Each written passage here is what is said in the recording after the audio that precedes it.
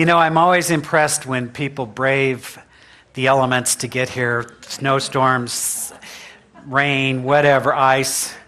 But I'm really impressed when people brave the sunshine and still get here. That's a very impressive thing to me. So congratulations. Thank you for being with us today. This morning we want to continue our series in looking at this power of you. We've been working from this wonderful book by Chris Michaels, a fellow minister in our Center for Spiritual Living in Kansas City. His book's called The Power of You, How to Live Your Authentic, Exciting, Joy-Filled Life Now. And I love this idea of living an authentic life, being who you are, living from that place within you that recognizes your connection with the divine and is willing to express that fully. As we spoke about a few weeks ago, I said it's sort of like we all, as human beings, we develop, and it's as if we had gone to a costume party.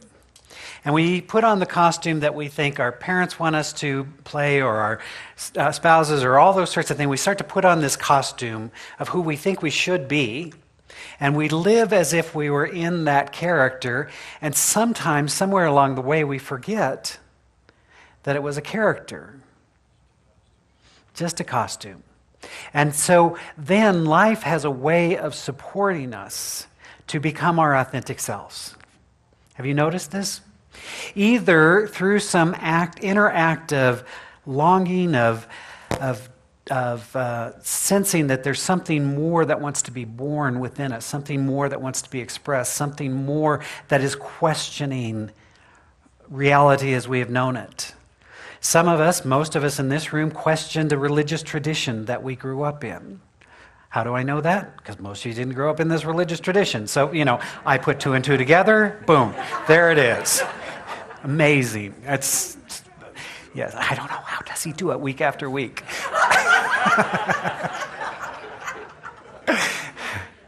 Some of you had life thrust upon you, and your old way of being was ripped away from you through death, through loss, through changes. I say sometimes with parents, they so identify with the role that they've played as mom and dad, and then the kids go away and they're like, who are you? Who am I? More importantly, who am I? And so life has a way of not leaving us alone. And so when we are in this place of redefining who we are, it can be a really awesome and or scary place, usually both.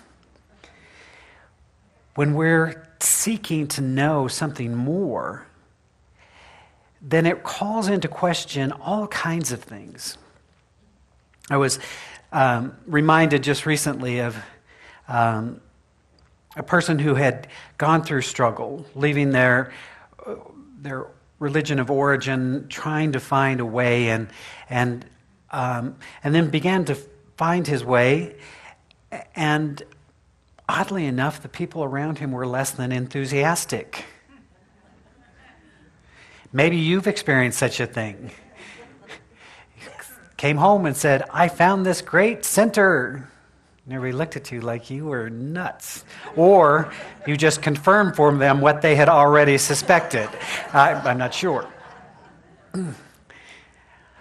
But it's a wonderful thing. So the question we begin to ask ourselves is, how is it possible for me to live this authentic life if I don't know who I am? And so this questioning that begins to happen is a wonderful and powerful thing.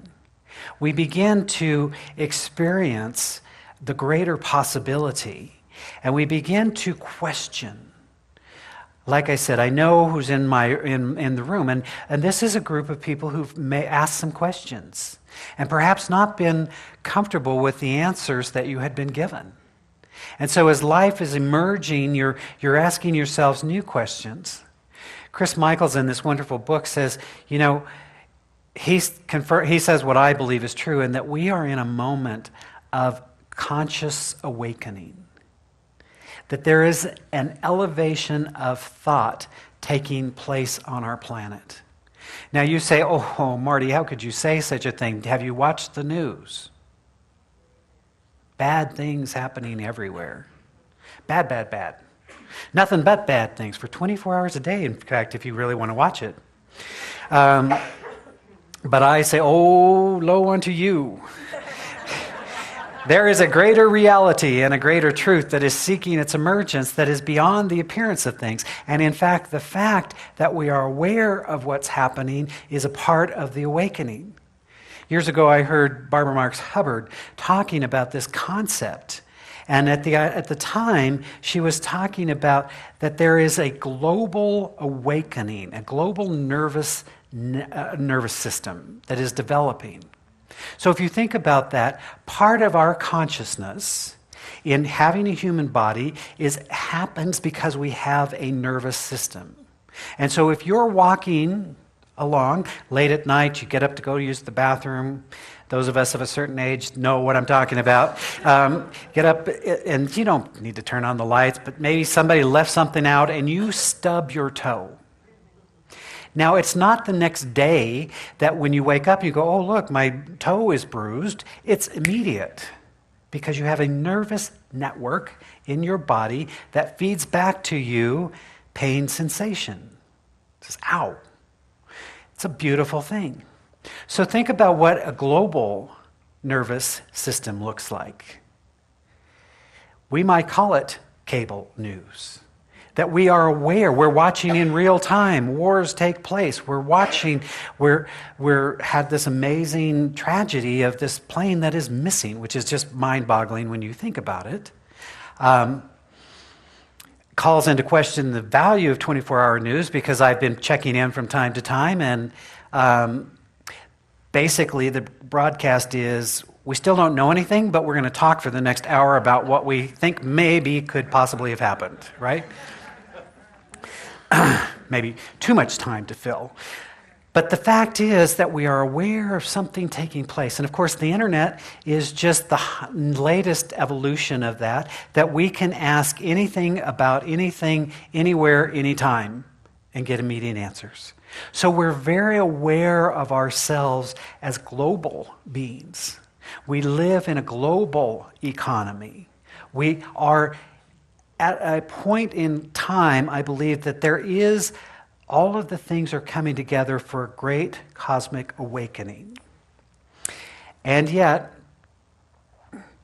here's what happens when paradigm shifts happen. It gets most intense before the shift happens.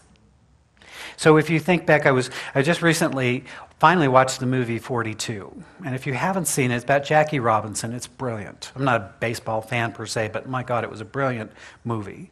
And it talks about this struggle of this first black man to play in a white league, and people were horrible to him. Horrible. And they said things like, "You're threatening our way of life." And meant it. Now, it's crazy for us to think about that in 2014, but I'm almost old enough to remember the civil rights struggle in the 60s and 70s. I read about it mostly. Yes, some of you may have been there. I was much too young to remember some of that, but right? And we think back at that time at how this struggle was taking place. For what? But there was a mindset in some people's mind that said, you're threatening our way of life. You see that with the gay rights thing today. You are threatening my marriage. A bunch of gay people getting married, having old gay marriages, you know. My God. And I always say, honey, if your marriage is that rocky, let's have a different conversation. That if somebody else gets married and it affects yours, we need to talk. But nonetheless, I'm sorry, I digress. Right? But nonetheless, it's threatening a way of life. Now, we can look at people. We can look at those people. Let's look at those. In fact, let's look at those people and judge them, shall we? Just have a moment of guilt-free judgment here. Can you believe people? And then I always look at myself. And I say, where do I do that?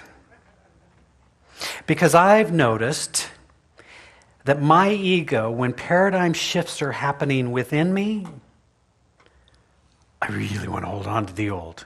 There's a part of me that grasps and clutches and says, oh, new idea, new possibility, you are threatening my way of life. And it's so true. It is. Now, I've been doing this for a long time, so I've seen people, and we say, we've got these great classes coming up, and if you'll step into it, and if you'll do the work, you can have a new, different, better life. And they do. At some point, sometimes early, sometimes later, some point, they have that look in their eye, like, what have you done to my life? And I said, now, I remember you saying you wanted a different way of living. Did you say that? Yes, that was you. Okay, great. Just want to make sure I got it right? And yet, we did this work, and now you're coming to me and saying, my old way of being is falling away. Isn't that what we wanted? Well, I didn't want the falling away part. I just wanted the new part, right? Can't I just have the new part? Well, it doesn't work exactly that way. So in this process of awakening, Chris says there's 3 symptoms of conscious awakening. First, you are experiencing a greater level of awareness, an increased awareness, or an increased sensitivity. You're becoming aware of things that you know, but you don't know how you know. New intuitive insights. New voices are in your head, is another way to say that.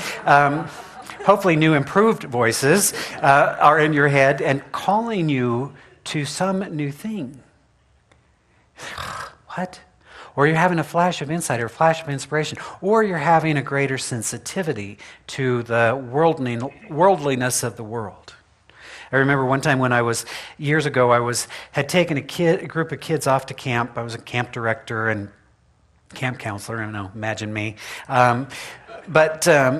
And we drive across and go to this thing. And so after a week of just really intense loving and camp stuff and kumbayas and all that kind of stuff, no phones, no TVs, no anything, just being present with other people, opening our hearts to the greater possibility. The final day came.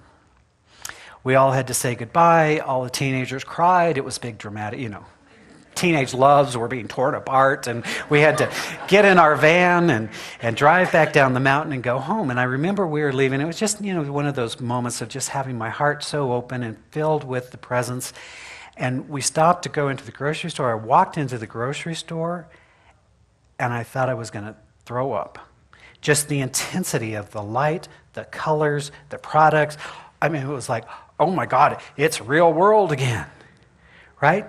So sometimes as we start opening to this other dimension, we find ourselves a little annoyed perhaps by the ways of the world. And so that's why it becomes so vital and important that we continue to practice those times of withdrawal, that time of spiritual practice, of being still, of prayer, of meditation, of things that feed our soul, because something is happening and we want to cultivate that.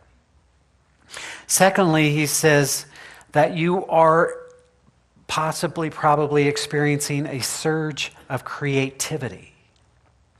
That there is something wanting to be expressed. And maybe you've sat on it for a long time and now it just feels like I've got to give this gift. I've got to paint, I've got to write, I've got to do this thing. Maybe it's a skill set you have and maybe it's something brand new that's saying, I got to go figure this out. I got to figure out what this is all about.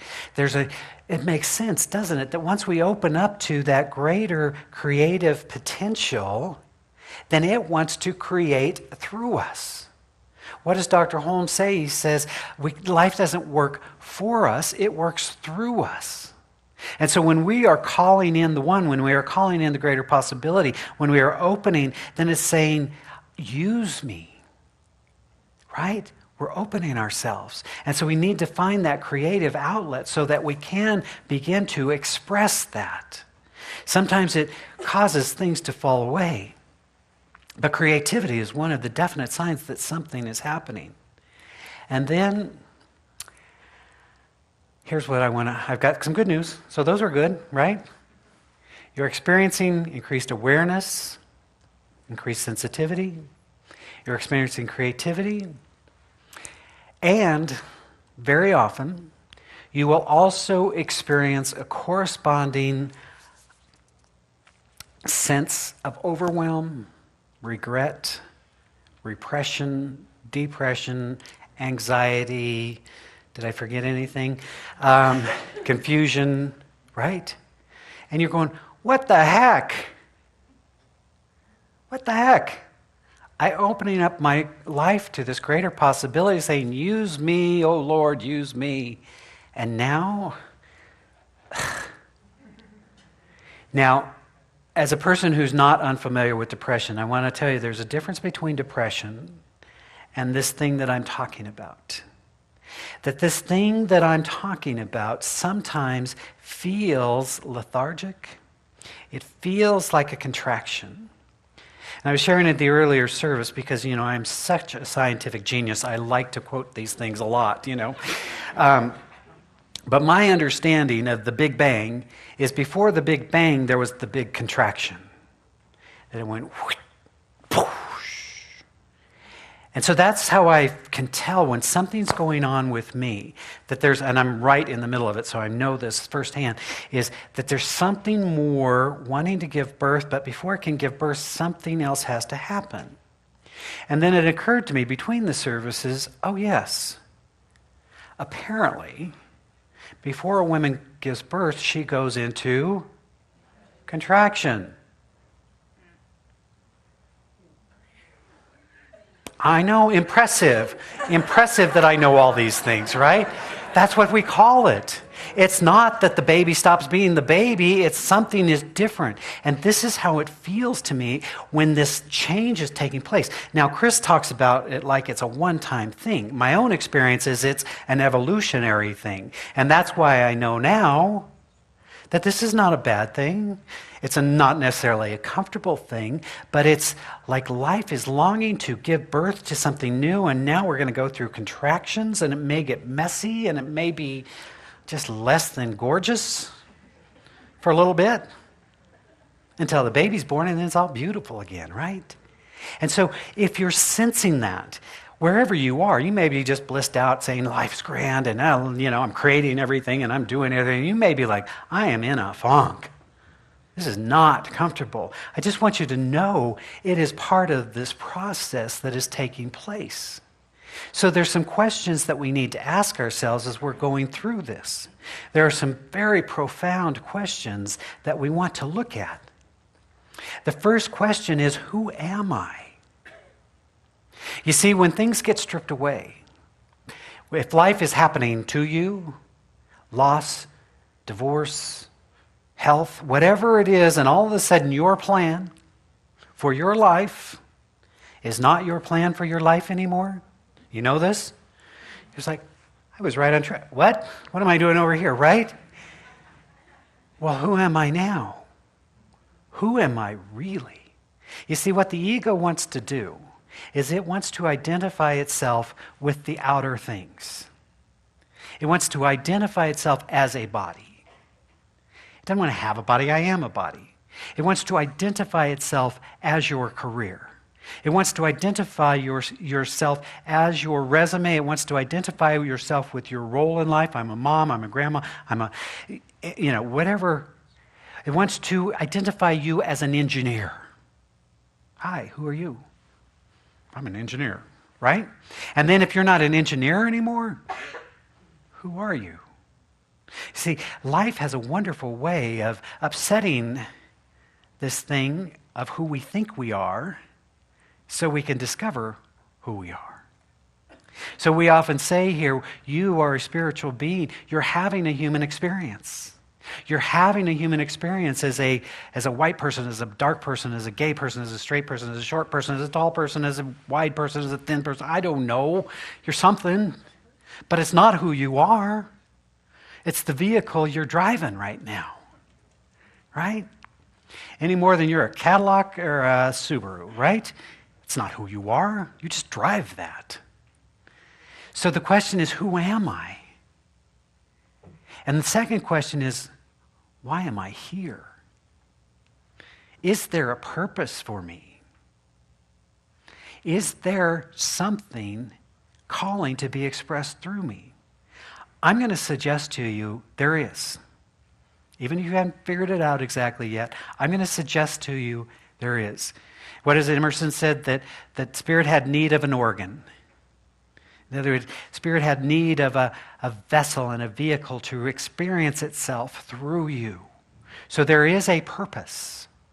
It doesn't have to be grand and glorious. That's what the ego wants it to be. You know, it's interesting to me, people that believe in reincarnation were always Cleopatra or, Alexander, right? It's like, who was the slave? I mean, who was the, who was the person that got Alexander's wine for him, right? Somebody had to do that. Ego loves the big titles. But why am I here? What am I supposed to bring forward in life? Where do I come from? Now, this is a good one. I wish we had another hour or so. In fact, I may just take another hour or so. Just yeah, right. Yeah, it sounds good until we're really there, and then you're like, okay. But this is a good one. Where do I come from? Because each of us has a unique story. Each of us has a unique set of circumstances that we experienced to get to here. Now, the question is, do we allow that story to define us, or do we use that story as our catalyst to fulfill our purpose? I can always tell where people are in consciousness because they'll often say to me things like, well, I was the son of a preacher man, why not? Right? Oh, you poor thing. Oh, can only imagine what your dinner must have been like, right? Or we say, well, I was this, and so therefore I must be this. But history is filled with examples of people who took whatever their circumstances are and transformed them. They used them. We don't eliminate them. They use them to bring forth the gift. That's what's great about our president. Whether you agree or disagree with him, he's got an amazing story. He's got an amazing story. We should all look to that story as the possibility for each of us. You see, so where do I come from doesn't define you. It allows something to be revealed through you. And then the big one, where am I going? Whew. There's another hour right there. I'm telling you, I'm not going to do it, but I'm telling you, where am I going? And I love this question. One of the reasons I love what we do here is because we don't care what your story was. We only care about where do you want to go from here. Everything we do is designed to help you to realize that this is a new moment of creation, and creation always goes forward.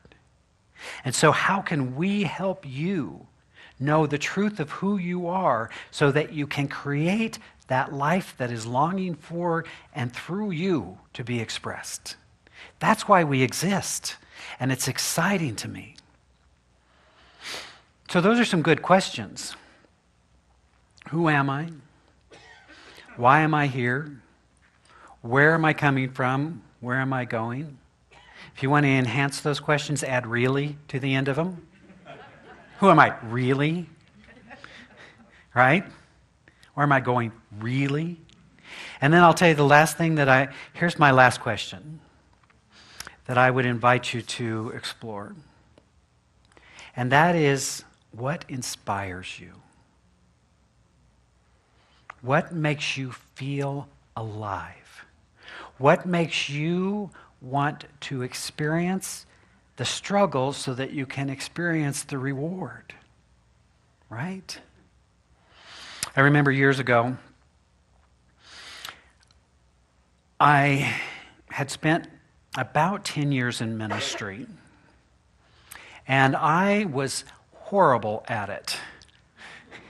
Not horrible at doing. I could give a good talk, and I could be a nice enough person if pressed. But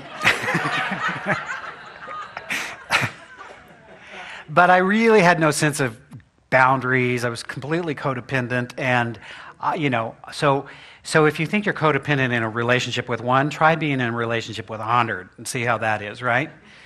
Because everybody has conflicting needs and wants and desires, and I was trying to be that person, and I didn't know how to do it, and so I just made myself available. And then one day I woke up, and I was like, I hate these people.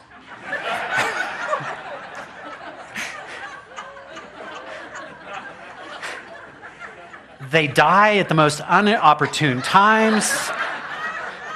They want counseling.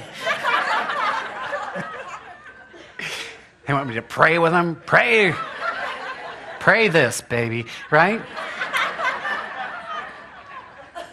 Now, I'd been teaching science of mind for a while, so at some point I had this realization, maybe this is not about them. Took me 10 years to get to that realization, but, I got there. And I went, oh my God.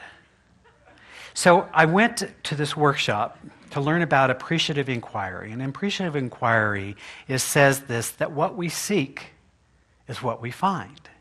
That the questions you ask determine everything else. And so in this wonderful workshop, this woman, Bliss Brown, was the facilitator. Wonderful, amazing woman. I could spend all day on this, but I won't. But the process of this, I could spend all day. Can you figure, right? I won't get to the heart of it. So in this process, she's asking these questions. What I kept writing down is, what inspires you? What inspires you? Again and again, I'm jotting this down. It was the question that kept coming up. One of the things when you ask this question is you also realize its counterpart. What's missing? And I realized that I was no longer inspired to do ministry. That's a problem if you're the inspirational leader. Let's just be, it's a problem. So before it was through, I already was working out I had another year on my contract or something. I was like, it's time. Pick up the phone at the end of the workshop, call my board president, say, we need to talk when I get home. It's time to figure out my exit plan. Hang up the phone. I don't know if you've ever had that experience where you've let something come out of your mouth and then you realize afterwards what you just said. I just quit my job. Oh my God, the ego went nuts.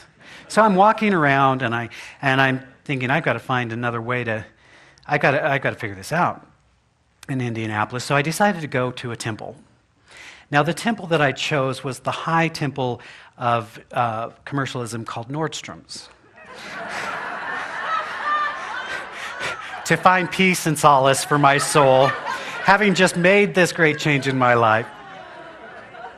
And at that time, they had these big bright lights that would shine down on these gorgeous marble floors, very temple-like, I gotta say, gorgeous light, and they had words shining down on the floor. So I'm literally coming down the escalator, and I look at the words on the floor in light, on marble. What inspires you? Now, we all know I'm not the sharpest knife in the drawer, but that was a pretty clear one for me. It was like, oh, I get it. I will move forward. That is what then catalyzed for the next part of my life, which then is actually what led me back into full-time ministry here, no less. But not as that codependent, nightmarish person, but as a new, improved codependent, nightmarish person. Right? actually with boundaries. And I discovered that, if I take really good care of myself, the community thrives. And when people call me, I'm like, how can I serve you? And they feel more served and I feel more served. Who knew, right? So that's a big one. What inspires you? Because the word itself, inspire, is in spirit. You see, when we're living in spirit, when we're allowing that divine presence to make itself known, then there is a sense of flow. There's a sense of passion. There's a sense of joy. There's a sense of ease because we're answering that divine calling. What was the line Linda said, that Holmes said, is that we can allow this presence to work through us. And that's when the effort of humanness begins to give way to the ease of spiritual living. So my friends, I don't know where you are. You may be having moments of flash of intuition. You may be in the struggle, wondering what the heck happened to your life. You may be in the contraction phase going, I hope that baby comes soon. This is not comfortable. I don't know where you are. But I would invite you to ask those questions, to take another look at who you are. Because maybe who you are is not how you've defined yourself up until now. Maybe there's a greater possibility seeking its emergence. And the discomfort is just life trying to give birth to itself in a new way. Ask what inspires you, and then follow your inspiration. And just know that wherever you are on this journey, you are loved and supported in being fully who you are. So let us pray. As we take this moment to turn inward, to honor and acknowledge this divine life, this divine presence, knowing that this one life is forever, seeking its highest self-expression. We're simply opening our hearts and our minds to that greater awareness, that greater possibility, to that one life that is indeed seeking to make itself known through us and as us this day. And so we open our hearts to the presence of absolute unconditional love, knowing that there is only fear and there is love, and when we choose love, all things are transformed. Love allows us to release that which no longer serves us. Love allows us to forgive ourselves or those who we perceived have harmed us. Love allows us to experience this divine kingdom. And so we claim it as our birthright right here and right now. Speaking the word of truth, recognizing our wholeness, knowing we are created from that which is whole, perfect, and complete, and always in harmony with itself. We allow that to reveal itself as health, as well-being, as vitality, as joyful living. We breathe into the awareness that we are abundant beings right here and right now. For we are one with the source and the substance of all that is. So joyously we give, graciously we receive of this entire spiritual bounty that is available for us right here and now. How good it is to simply breathe into this awareness. I invite you now to take a deep breath and accept your highest good right now. As we inwardly say yes to life, even as life is always saying yes to us, we are allowing something new to be created. We are choosing to live from that authentic place of knowing. How good it is to know this truth. We recognize in this moment that we are blessed, and blessed beyond measure. And so we extend a blessing from our own hearts. We bless this spiritual community, knowing that it is divinely guided and divinely supplied in its perfect and right work. We extend a blessing to our brothers and sisters around the planet this day. To the planet itself, we're accepting a planet at peace and a world that works for all. And as always, we are blessing all priests, rabbis, ministers, teachers of every faith. For we honor and celebrate the many pathways to the divine, naming them good. And so it is in joy and gratitude, then, I simply give thanks for the consciousness established here and for the law of mind operating upon that consciousness, bringing forth the highest good for all concerned, in perfect timing and in divine right order. In joy and gratitude, then, I simply give thanks, and let it be so, as together we say, and so it is.